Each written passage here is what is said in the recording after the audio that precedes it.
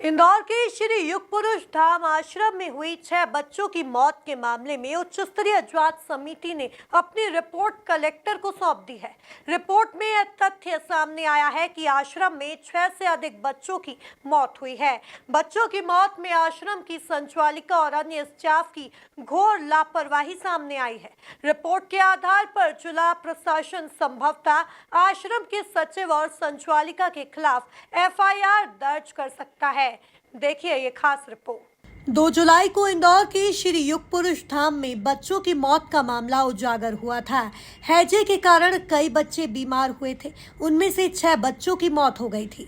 इस घटना के बाद कलेक्टर आशीष सिंह ने अपर कलेक्टर गौरव बैनल की अध्यक्षता में एक उच्च स्तरीय जांच समिति गठित की थी। समिति ने सभी बिंदुओं पर जांच कर अपनी रिपोर्ट कलेक्टर को सौंप दी है। रिपोर्ट के मुताबिक आश्रम में 6 से अधिक बच्चों की मौत हुई है। दूषित पानी के कारण आश्रम में कई बच्चे बीमार हुए थे, लेकिन आश्रम के कर्ता धर्ताओं ने इस ओर ध्यान नहीं दिया। लापरवाही के कारण बच्चों की मौत होने लगी। आश्रम प्रबंधन ने इसकी जानकारी न तो महिला बाल विकास विभाग को दी और न ही जिला प्रशासन को। एक एक कर आश्रम के कई बच्चों की मौत हो गई, लेकिन आश्रम प्रबंधक इन मौत को छुपाता रहा। घटना के बाद जब जिम्मेदारों के बयान लिए गए तो 6 से अधिक मौत को स्वीकारने को तैयार नहीं थे। जब जांच समिति ने आश्रम के CCTV कैमरे खंगाले, परिजन को भेजी गई WhatsApp चैट और रिकॉर्ड के आधार पर सख्ती से पूछताछ की गई तो उन्होंने स्वीकारा कि आश्रम में 6 बच्चों से अधिक की मौत हुई है। समिति ने अपनी रिपोर्ट में सचिव और संचालिका दोनों की घोर लापरवाही मानी है। हालांकि रिपोर्ट को लेकर कलेक्टर फिलहाल कुछ भी कहने से बच रहे हैं।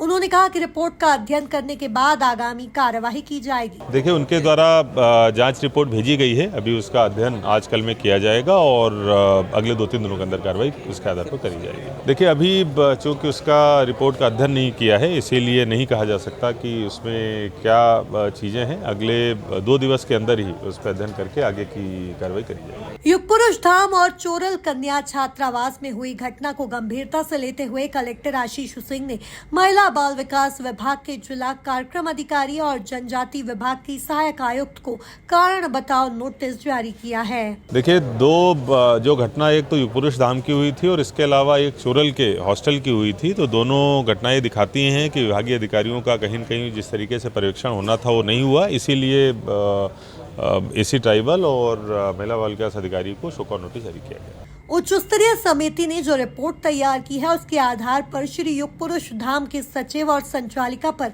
FIR दर्ज हो सकती है। Bureau report MP news Indore.